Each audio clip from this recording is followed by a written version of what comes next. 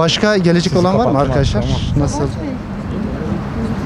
Saygıdeğer basın mensupları, müvekkillerim Sabah gazetesi yazarı Hilal Kaplan, 15 Temmuz şehidi İbrahim Yılmaz'ın eşi Esma Yılmaz hanımefendilere karşı Ebu Bekir Savaşan adlı saldırgan, Hilal Kaplan hanımefendinin Ayasofya Camii'nde yapmış olduğu paylaşımı alıntılayarak Twitter'da ahlaka ve hukuk kurallarına aykırı bir şekilde saldırarak hakaret etmiştir.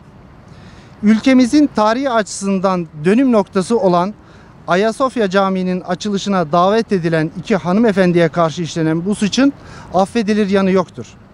Bu kadar önemli bir günde ve bu kadar önemli bir camimizin açılışındaki manevi atmosferin paylaşıldığı bir günde yapılan bu saldırı ahlaken ve hukuken reddedilesi, kabul edilir yanı olmadığını ifade etmek istiyorum.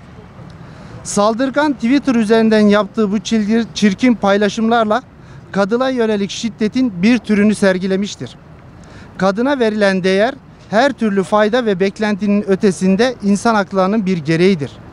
Dolayısıyla kadının saygınlığını ve itibarını korumak herkes için bir insanlık vazifesidir.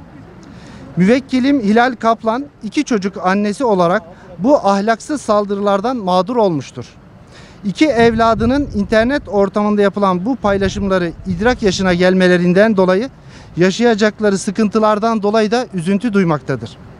Yine 15 Temmuz şehidimiz İbrahim Yılmaz'ın eşi Esma Yılmaz'a yapılan alçak saldırılar ve hakaretler milletimize karşı işlenmiştir. 15 Temmuz şehitleri 15 Temmuz gecesi hainlerin karşısına bedenlerini siper ederek çıkmışlardır. Vatan savunması için canlarını feda ettiler ve şehit oldular. Şehitlerimizin geride bıraktıkları ailelerini Türkiye ve Türk milletine emanet etmişlerdir. Şehit ailelerine yapılan saldırılar toplumumuzun vicdanını kanatmıştır.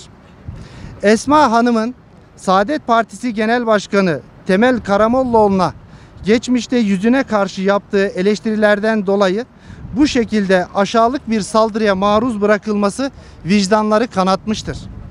Saldırgan Ebu Bekir Savaşan, Saadet Partisi'nin Tokat yöneticilerinden olduğu ortaya çıkmıştır. 15 Temmuz şehitlerimizin ailelerinin her daim yanlarında olduğumuzu ve bu alçak saldırıya karşı hukuki yollara başvuracağımızı buradan açıkça ifade ediyoruz. Ayrıca Türk Ceza Kanunu'nun 125-4 maddesi, Türk Ceza Kanunu 216. maddesi ve ilgili cezalarımız ceza kanunumuzdaki düzenlemeler bakımından resen sürecin soruşturulması gerektiğini ve saldırganın ibret olması bakımından en ağır şekilde cezalandırılması için süreci başlatıyoruz. Buna ilişkin olarak suç duyurusunda bulunuyoruz. Değerli basın mensupları, bugün burada sadece şehit ailemizi, gazimizi ve gazeteci yazar Hilal Kaplan'ı hedef alan bir edepsizliği kınamak üzere değil, tüm hanımlarımızı hedef alan bir saldırganlığı, bir nefret dilini telin etmek için toplanmış bulunuyoruz. Ülkemizde bir kesimin sürekli kutuplaşmadan, ayrışmadan bahsederken diğer yandan her fırsatta öteki olarak gördüğüne küfür, hakaret, iftira gibi her türlü çirkinliği reva görmesini ibretle izliyoruz. Bunlar sütten çıkmış ak kaşık gibi habire başkalarını eleştirip ahlak zabıtalığına soyunan fakat gerçekte saçından tırnağına kadar pisliğe bulanmış ezik tiplerdir.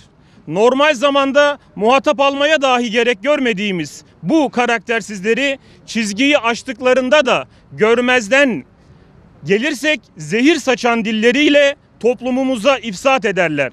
İşte bugün bu türün en aşağılık figürlerinden birinin adalete hesap vermesi, hanımlarımıza yönelik hakaretinin en ağır şekilde bedelini ödemesi için adli makamlar nezdinde girişimde bulunuyoruz. Rahmetli Erbakan hocamızın yolunda yürüdüğünü iddia edenlerin ne büyük madrabaz, ne korkunç sahtekarlar olduğunu bir kez daha milletimizin ferasetine sunuyoruz. Değerli basın mensupları, atalarımız ne güzel söylemiş, balık baştan kokar diye. Hatırlarsınız 2 sene evvel seçim çalışmaları sırasında rahmetli Erbakan hocamızın yolundan yürüdüğünü iddia eden bir zat Esma kardeşimizin haklı tepkisine karşı yaşına ve bulunduğu makama yakışmayacak bir tarzda mukabelede bulunmuştu. Daha sonra özür dileyeceği yerde katıldığı bir programda Esma kardeşimizin oraya birileri tarafından gönderildiği ve provokasyon yapıldığını iddia etmişti. İşte tüm bu çirkinliklerin gerisinde asıl fail hiç utanmadan, zerre sıkılmadan bir şehit eşini hedef gösteren ve etrafındaki haşerelere cesaret veren bu zattır. Bu haddini bilmez terbiyesizlere buradan bir kez daha ifade ediyoruz ki 15 Temmuz şehit ailelerimiz ve gazilerimiz kimsenin şamar oğlanı değildir. Sahipsiz de değillerdir.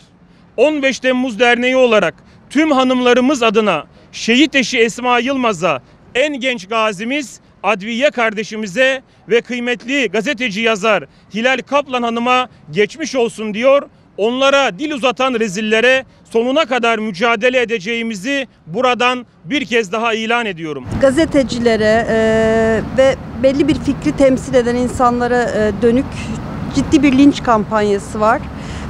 Bunun sosyal medyada olması sanki önemsizleştiriyor ya da hafifleştiriyormuş gibi algılanıyordu. Ama artık görüyoruz ki sosyal medyada yapılan linç gerçek hayatta yüz yüze yapılandan çok daha büyük tesirlere yol açıyor ve hatta çok daha geniş kitlelere ulaşıyor bu linç. Bu yüzden hasreten Hilal Kaplan gazeteci arkadaşımız, meslektaşım Hilal Kaplan ve en genç gazimiz ve şehit yakını kardeşimize yapılan hakareti ummet olarak kınıyoruz. Ama şunu da ilave etmek istiyorum, eklemek istiyorum. Çok uzun süredir devam eden sosyal medyanın bu kadar iğrenç bir şekilde kullanılmasına artık bir son vermek gerekiyor. Peş peşe olaylar yaşandıkça bunu çok daha net bir şekilde görüyoruz. Bu olay artık bunun son örneği olsun diye temenni ediyoruz. Ayasofya Camii'nin açılışına katılan 15 Temmuz şehidimizin değerli eşi Esma Yılmaz ve gazeteci Hilal Kaplan'a yönelik sosyal medyada çirkin ifadeler kullanıldı. Bir kadın olmanın yanı sıra bu memleket için can vermiş bir şehidimizin bizlere emanet olarak bıraktığı eşi ve bir gazeteciye karşı sarf edilen edep dışı sözleri teessürle karşıladık. Küfür, duygu ve düşünce dünyası körleşmiş, nefret ve düşmanlıkla kalpleri kararmış insanların sığındıkları zavallı bir limandır. Kadim kültürümüzden miras kalan değerlerimiz ve inançlarımız bizleri iyiliği emretmeye, kötülükten sakınmaya çağırır.